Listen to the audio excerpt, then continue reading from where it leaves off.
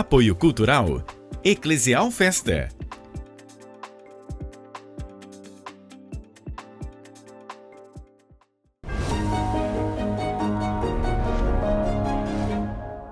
De norte a sul, de leste a oeste, nós seguimos aqui pela TV Evangelizar com o programa Bispos do Brasil. E a nossa proposta é conhecer o episcopado brasileiro. E o nosso entrevistado hoje é Dom Adilson Pedro Buzin, bispo de Tubarão, Santa Catarina. Dom Adilson, muito obrigado pela gentileza de aceitar o nosso convite, estar conosco hoje aqui na TV Evangelizar. Eu que agradeço a oportunidade de poder também participar desta rede TV Evangelizar, porque a voz nossa sempre corre o Brasil e é sempre um momento também de levar uma mensagem de paz, de amor e do Evangelho. E o senhor é o novo cidadão de Tubarão, é recente a posse, né, como bispo? Sim, eu tenho 9 meses que eu assumi Tubarão, fui empossado, né, em Tubarão dia 2 de julho de 2023. Dom Adilson, e sempre há uma curiosidade com o nome da cidade, né? Por que Tubarão? Tubarão não vem do peixe, isso muitos já conhecem, porque é um chefe indígena que, assim, a palavra quer dizer chefe bravo, chefe, assim, firme, rude até de certa forma, né? Então, vem do Guarani, Nharon, Guarani é bravo, rígido, forte, né? Forte, na verdade, seria em Bareté, mas é isso. Então, a origem, eu acho que os portugueses devem ter escutado Tubarão, e aí Tubarão, né? E a origem do senhor? O senhor nasceu em qual cidade? Eu nasci em Sarandi, Rio Grande do Sul. Fica na diocese de Passo Fundo, uma cidade, um município com 25 mil habitantes, mesmo que o censo tenha... Porque o censo último também teve seus... Mas esse é o patamar que a gente sempre fala. E é uma cidade de colonização italiana e alemã, sobretudo, né? Comunidade rural? Eu nasci na zona rural, exatamente. Mas depois meus pais foram para a cidade. Meu pai faleceu já em 2017, já era bispo. E a mãe está vivendo lá em Sarandi. A mãe está viva? A mãe está viva, 85 anos. Agora ela completou em janeiro. Dom Adilson, e o seu caminho vocacional começou em que momento? O meu caminho vocacional começou... Eu sempre tive um carinho especial, eu vejo o testemunho dos padres, mas sobretudo um padre que faleceu há pouco tempo, inclusive até a semana passada vi que em Sarandi ele ganhou o nome de uma escola, né? E assim, o encanto pelo sacerdote, pela missão dele, mas nunca, quando eu era pequeno, também na catequese, recordo bem, mas com 10 anos, um colega meu, 10, 11 anos, um colega me convidou para fazer parte do grupo que a gente fazia os encontros vocacionais, resumindo. E eu não estava inscrito, né? E ele disse, vem junto. Então eu me inscrevi, depois ele entrou no seminário e eu fiquei mais um ano fazendo os encontros e assim por diante. E com 13 anos eu entrei no seminário. Ele já tinha entrado, depois inclusive ele saiu do seminário. Hoje ele mora em Niterói, Rio de Janeiro. E eu continuei o meu caminho com tantos colegas, bons colegas também que deixaram o seminário, mas hoje estão aí na sociedade como bons cidadãos e bons cristãos também. E eu continuei o meu caminho, mas eu entrei com 13 anos.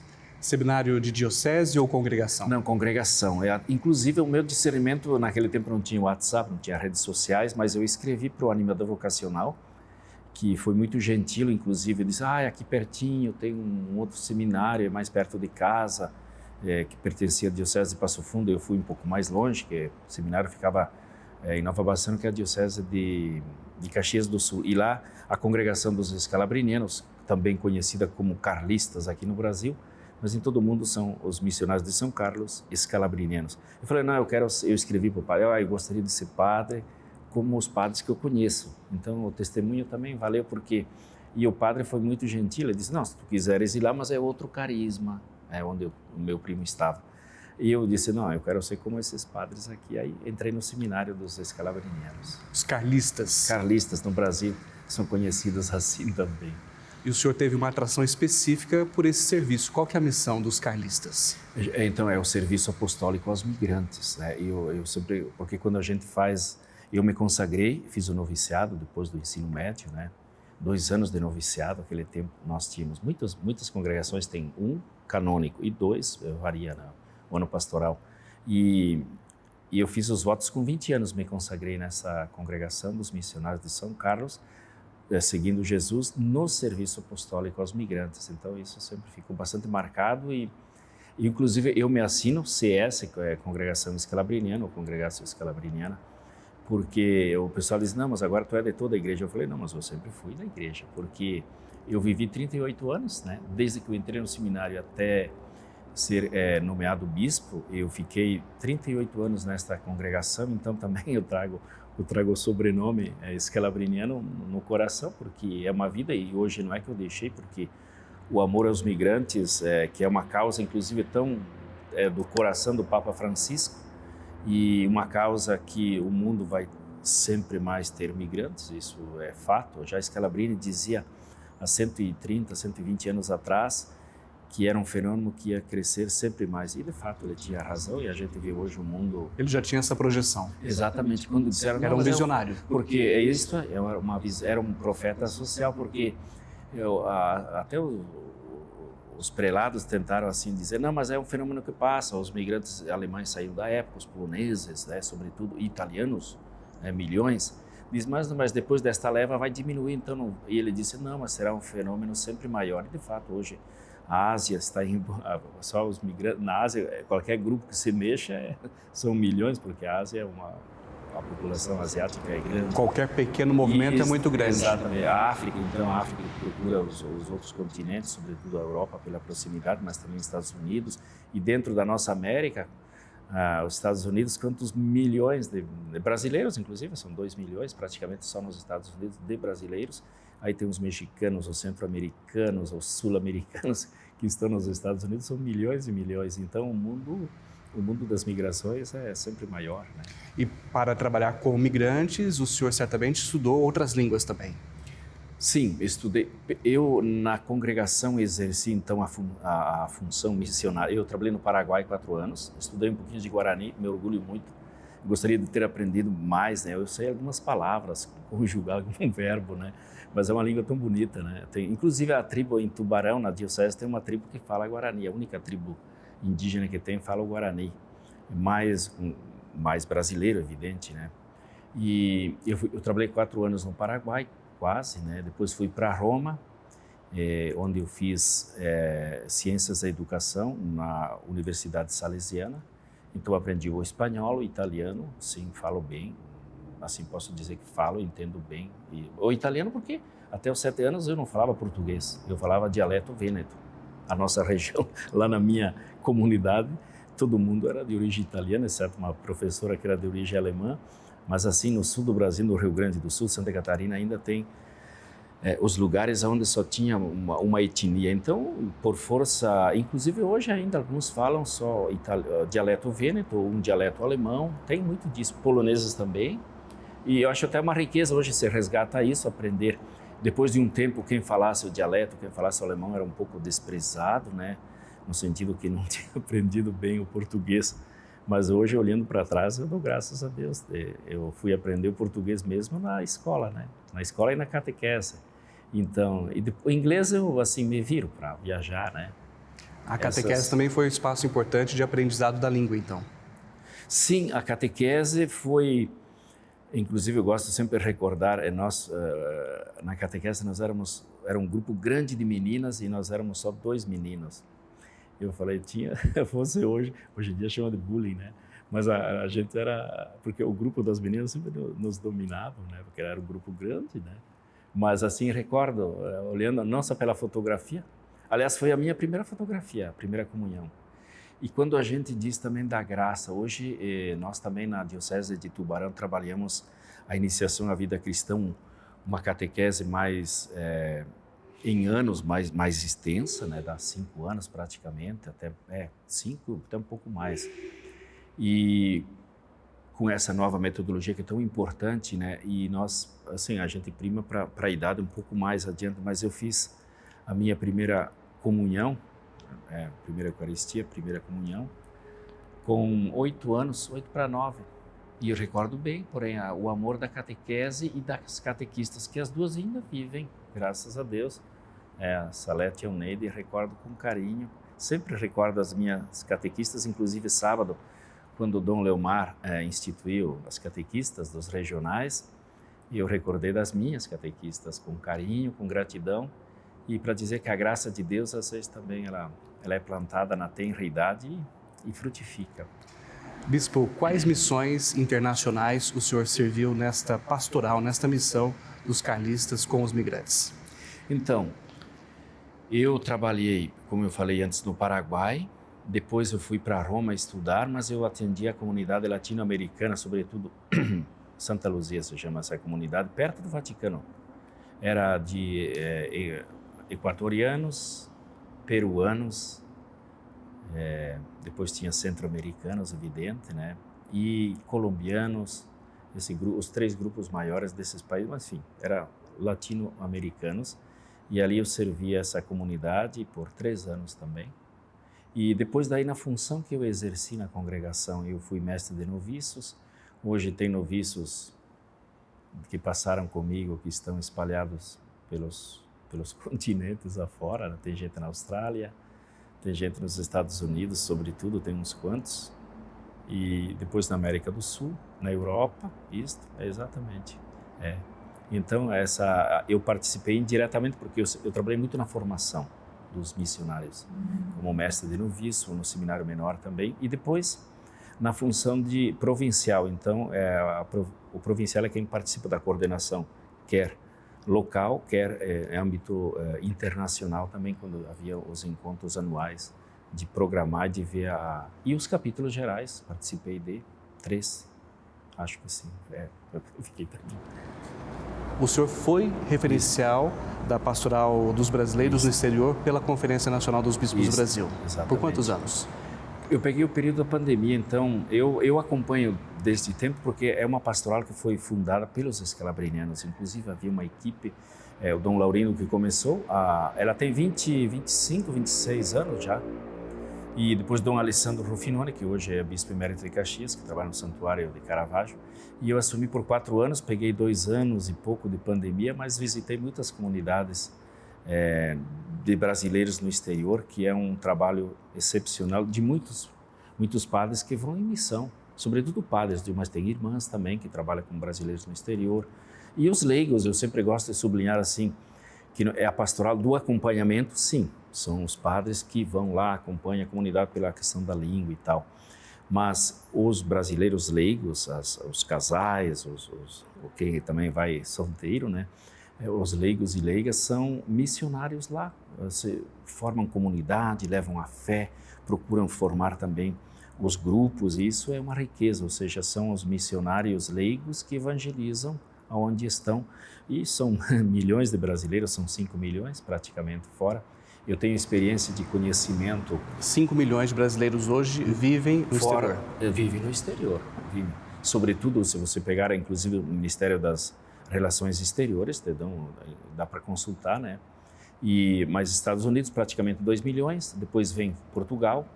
Depois o Paraguai, que já foi muito mais, mas depois tem o Japão, a Itália, a Alemanha, a Inglaterra, hoje também se projetou muito, a Inglaterra. Tem mais gente, tem mais brasileiros na Inglaterra que na cidade de Tubarão, por exemplo. Eu sempre digo assim, né? É muito brasileiro que tem na Inglaterra. Eu visitei por 2 vezes um trabalho fantástico de uma comunidade, a Providência Santíssima, em Londres, eu falo. Mas depois tem outros brasileiros que atendem além de Londres. Na Irlanda visitei 2 vezes, o sul da Alemanha, a Bélgica tem uma comunidade que é uma paróquia que é brasileira, inclusive, que é a diocese cedeu, o bispo auxiliar lá acompanha bem, e todas as outras grupos de migrantes, mas os brasileiros receberam uma igreja, né? Uma paróquia que é deles, então um trabalho muito lindo, e muitos brasileiros lá também. Que bom que tem essa pastoral para acompanhar os brasileiros no exterior. Nosso entrevistado hoje no programa Bispos do Brasil é Dom Adilson Pedro Buzin, bispo de Tubarão, Santa Catarina. Vamos para o intervalo, daqui a pouco a gente volta.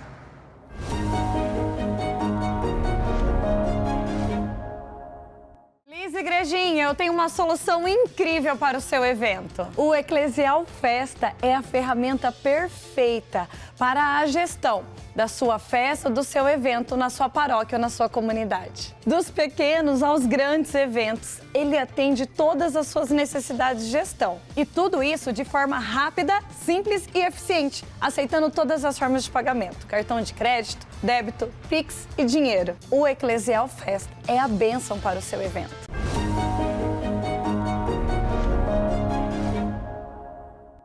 Programa Bispos do Brasil, TV Evangelizar. E o nosso papo continua com Dom Adilson Pedro Buzin, bispo de Tubarão, Santa Catarina. Antes de falar um pouquinho da diocese, queria retomar aqui, bispo, a questão dos migrantes. O senhor falou que é carlista, da congregação de São Carlos, do primeiro bloco, né? Uma congregação que tem um trabalho focado na atenção aos migrantes. E a atração vocacional, como é que está hoje? De novas vocações para esta congregação. É um desafio também, ou seja, a congregação nunca diminuiu muito, mas também nunca cresceu. No Brasil, a gente tem que reconhecer que mesmo sendo um carisma tão belo e atualíssimo, a gente encontra dificuldades da animação vocacional. Tem um grupo de noviços, sempre de 4, 5, mas daí agora, como foi unificada a região sul-americana, então são vários países sul-americanos que eram 3 províncias, hoje formaram uma só. Mas o desafio das vocações também para as congregações, eles permanecem assim como para a grande maioria das dioceses e dos institutos e congregações de vida religiosa feminina também. Nós precisamos continuar rezando e pedindo.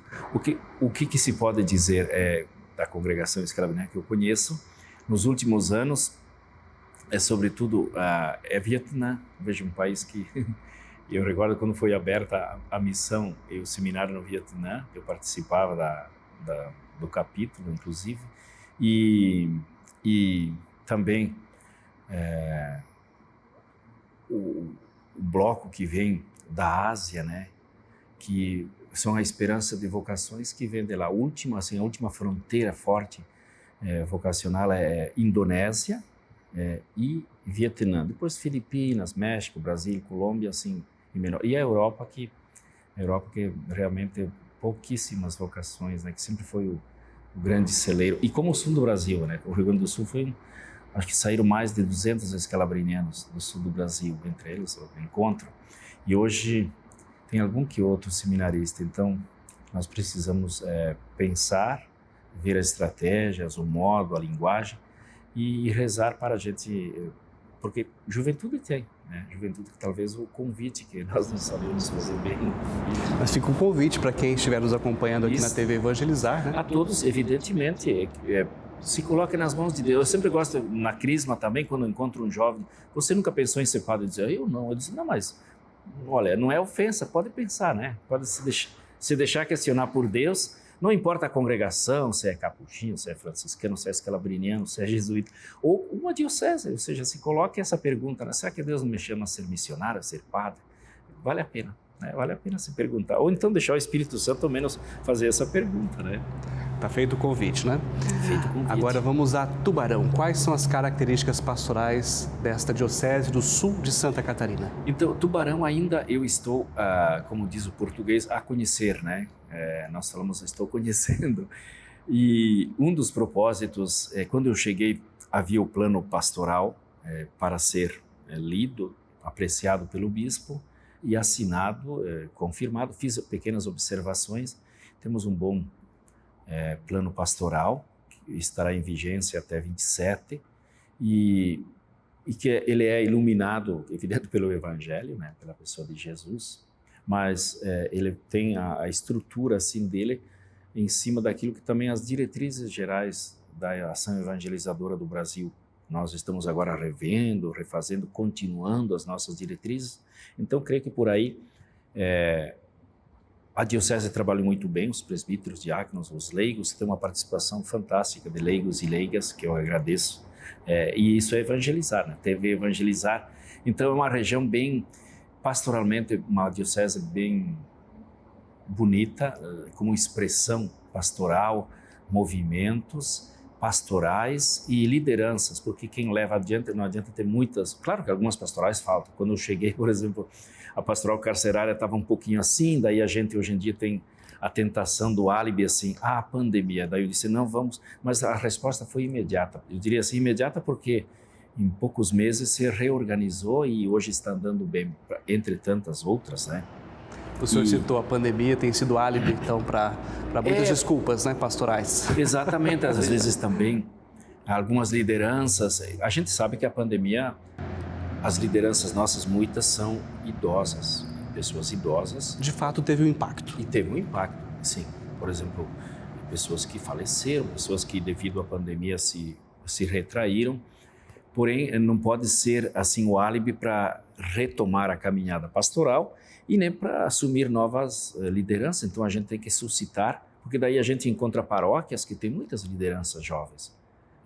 E se lá tem, por que as outras não podem? Então, acho que isso, aos pouquinhos, a gente vai retomando. Quer a participação, por exemplo, nos eventos, quer a participação nas celebrações, e também a retomada do caminho das lideranças no sentido de participação. E tem uma resposta positiva, eu sempre agradeço, porque os leigos são muito generosos. Às vezes, você faz um encontro, por exemplo, a gente fez o seminário de abertura da campanha da Fraternidade de noite, né? O pessoal trabalha todo dia, vem de longe, às vezes 1h e 20 de viagem, e a resposta foi muito grande, assim, a participação dos leigos e leigas foi muito bonita, numericamente falando, e também pela participação. Eu falo assim, veja, são pessoas que estão desde o amanhecer na labuta e de noite ainda vão para a igreja, porque amam a igreja, e isso é bonito também. São sinais positivos, né? Exato, sinais positivos dentro das limitações de cada um, mas a generosidade do povo, dos fiéis, é sempre bela, bonita, e graças a Deus tem bastante. Isso eu posso agradecer, que encontrei uma diocese viva nesse ponto. Claro que tem dificuldades, algumas que eu posso até falar, outras a gente tem que guardar no peito também, e estou conhecendo, né? O que eu fiz? Para conhecer bem, eu, a partir de 2024 e 2025, que teremos o nosso jubileu, 70 anos de diocese em 2025, junto com o jubileu da igreja, então temos muita celebração para fazer, e eu estou fazendo visitas pastorais. Agora volto da Assembleia, folgo 2 dias, tenho ordenação de diáconos, e em seguida já retomo as visitas nas paróquias. O senhor foi auxiliar de Porto Alegre. Sim, por 7 anos. A gente sabe que no Sul, em Porto Alegre, tem uma preocupação muito grande da igreja com a queda do número de católicos, né, com a aceitação da espiritualidade, do discurso religioso, do catolicismo. Santa Catarina já é diferente, já é um pouco diferente. Ali no litoral, onde eu falo a partir de onde eu estou, né? Sim, porque eu vejo assim que é um lugar, inclusive estatisticamente, vamos ver o que o censo diz, o resultado, mas foi feita uma missão em todas as paróquias, missão populares, em 2019, um pouco antes da pandemia, então era 71% naquela pesquisa de campo dos missionários, né, que foi visitar todas as paróquias, 29 paróquias. Então, a participação, a presença de católicos ainda é muito alta, graças a Deus, e a presença também de participação nas celebrações, ao menos eu sinto uma diferença bonita e bem expressiva, né? E, inclusive eu vejo pelo número de catequizandos, catequistas, proporcionalmente, né? O tamanho de outras dioceses são enormes. A diocese de Tubarão tem 420 mil ao todo, Tubarão terá 115 mil, 110, 115 mil habitantes, mas a expressão, por exemplo, de catequizandos, muitos catequizandos, né, na catequese, isso também alegra, é um presente que Deus coloca nas nossas mãos. Cabe a nós ter a linguagem das crianças, dos adolescentes e dos jovens. Né? Bem diferente de Porto Alegre. Proporcionalmente. Eu não gosto muito de comparar, né? Porque a gente vai adiante, então eu mudei tanto na minha vida já de endereços. Um dia tive que prestar um relatório para a Interpol, aonde eu passei na vida, né? Porque por causa das questões isso foi para entrar na Irlanda. Eu falei, eu tenho 17 lugares, eu CEP de todos. Eu falei, tenho que passar tudo, sim, tem que informar tudo. Então, como eu mudei bastante na minha vida de interesse, de lugares, eu procuro chegar e olhar para diante. As pessoas, inclusive, perguntam, você está gostando? Não, onde eu estou? Uma semana, 10 dias, já me encontro e aqui é o meu lugar, a gente diz, né? Aqui é o meu lugar. Agora é Tubarão. É Tubarão. Como migrante, estamos de passagem nesse mundo, mas onde a gente arma a tenda, ali a gente tem que, né, se hospedar bem e gostar do povo, aproveitar esse momento que Deus concede. E estou muito contente de estar lá. Bom, além de governar, de pastorear a Diocese de Tubarão, de trabalhar com os migrantes, que é a vocação dos carlistas, né? Que o senhor pertence a essa congregação, o senhor também trabalha com a Pastoral dos Surdos no Brasil, referencial para a CNBB. Então, eu vou colocar um pouco mais. Quando as lideranças numa paróquia dizem, eu já tenho isso, aquilo, eu falo, pense nos bispos também. Eu, em nível regional, lá do Regional Sul 4, eu sou representante da Pastoral Migratória, né, e da missão, dimensão missionária, que participa dentro da Comissão Nacional. No regional. Isso, no regional eu sou bispo referencial da missão, que esse ano nós abrimos uma presença ao padre Josimar de Florianópolis, que está em Moçambique, e nós pensamos também de incrementar enfim, de marcar uma presença maior ainda nesta missão ad gentes. E nacional, eu sou presidente nacional da Comissão do Enfrentamento ao Tráfico Humano, e depois me pediram também esta. Eu falei, mas tudo bem se a gente for, mas às vezes eu acho bastante serviço. E me colocaram como bispo referencial da Pastoral dos Surdos. E devo dizer assim, que o mais por fora, o mais excluído ali sou eu. Me sinto, porque eu participei do encontro lá em Manaus, logo em seguida me disseram, não vai ter muito trabalho, você só acompanha, dá apoio. E a gente sabe que não é bem assim, tem que...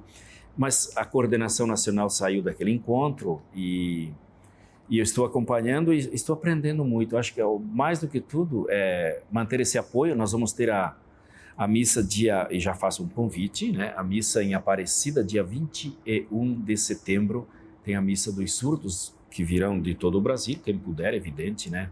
Mas é justamente destinada a esse público, que para mim me ensina muito assim a organização e os intérpretes também.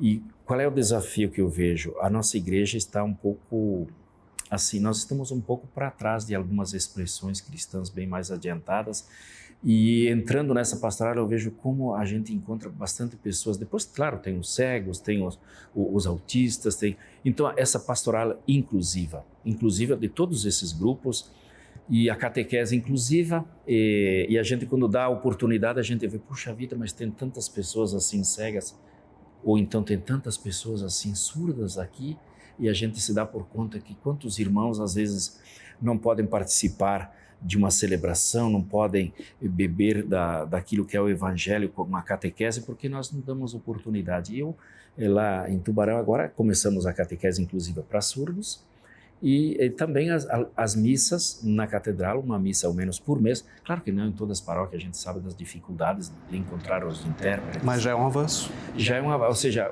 como a gente vai incluir com coisas bem concretas, simples, por exemplo, uma celebração que tenha a interpretação em Libras, ou uma celebração que possa dar acessibilidade às pessoas, uma catequese que possa ser com pessoas cadeirantes, pessoas autistas, pessoas surdas, pessoas cegas. Qual é que é o desafio? Encontrar gente que possa. Mas tem catequistas já que dizem, Adilson, assim como as pessoas colocam a gente, Deus coloca a gente numa missão e vai colocando mais serviço, o bispo também às vezes diz, tu pode fazer a interpretação, de repente diz, mas tu pode também ser catequista. Eu acho que é isso que vai fazer crescer, né? E incluir tantas pessoas com a mensagem, a beleza a gente vê a alegria de quem participa de uma celebração, que de repente, por exemplo, a missa de Natal, havia um grupo de surdos, mas foi assim uma expressão de alegria porque eles puderam participar, no fundo, escutar do jeito deles, as grandezas e conhecer as belezas também daquilo que é a fé, a celebração do Natal, por exemplo. Dom Adilson, quanto trabalho!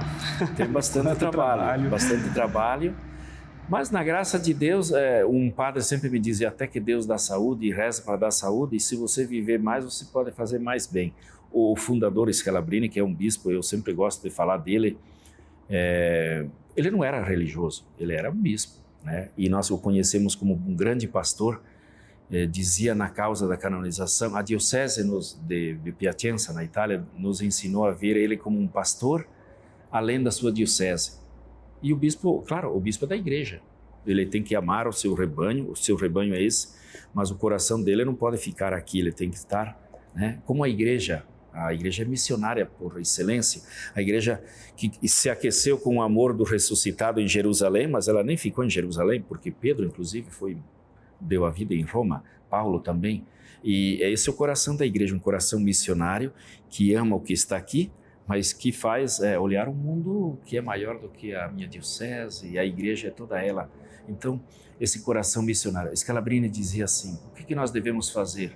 Tem tantos desafios diante do mundo, né? O mundo moderno também, a juventude nos desafia, a inclusão nos desafia, as pastorais que são inúmeras nos desafiam para um serviço, a necessidade das famílias, estar perto das famílias, dos pais, diante dos problemas, o mundo da educação, enfim, a sociedade também que nos desafia. Ele dizia, diante do mundo, o que devemos fazer? A gente é impotente, pequeno, mas pedir a Deus, nos ajoelhar e pedir a Deus de fazer um pouco de bem, ou seja, diante de tudo que tem a fazer, que nós tenhamos a licença da divina providência para a gente poder fazer aquilo que está ao nosso alcance, com todo esforço, evidente, sem preguiça evangélica, sem preguiça pastoral, mas nos dedicar ao máximo, porque Deus nos convida para um coração generoso, um coração que saiba se doar bastante. Dom Adilson Pedro Buzin, bispo de Tubarão, Santa Catarina, esta mensagem para todos nós. Vamos fazer um pouco de bem. Muito obrigado, a sua bênção. Que Deus nosso Senhor, na sua infinita bondade, pela intercessão de São José, que eu sempre invoco, da Virgem Maria e de São João Batista Scalabrini, pai dos migrantes e apóstolo da catequese, esse é o título. Deus Nosso Senhor abençoe. E se me permitem, da Beata Albertina, nossa beata lá de Tubarão, né? Deus abençoe a todos em nome do Pai, do Filho e do Espírito Santo. Amém. E você pode rever essa e outras entrevistas do nosso programa Bispos do Brasil no canal da TV Evangelizar no YouTube. Até a próxima.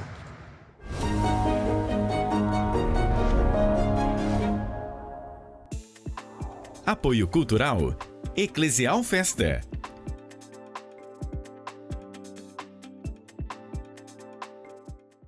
Liz Igrejinha, eu tenho uma solução incrível para o seu evento. O Eclesial Festa é a ferramenta perfeita para a gestão da sua festa, do seu evento na sua paróquia ou na sua comunidade. Dos pequenos aos grandes eventos, ele atende todas as suas necessidades de gestão. E tudo isso de forma rápida, simples e eficiente, aceitando todas as formas de pagamento: cartão de crédito, débito, Pix e dinheiro. O Eclesial Festa é a bênção para o seu evento.